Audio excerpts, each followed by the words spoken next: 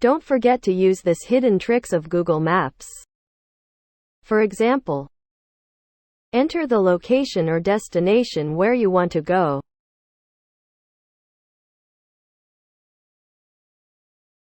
If you are going to a particular location, you can check the price of toll it will cost you to reach the destination.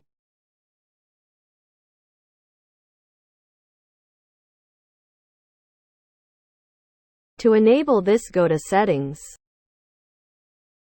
Now go to Navigation Settings.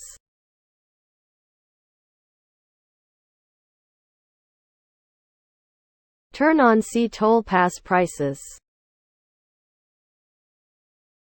Number 2. If you forget where you have parked your after parking. Next time, click on your location and click on Save Parking. It will tell you where you have parked your car.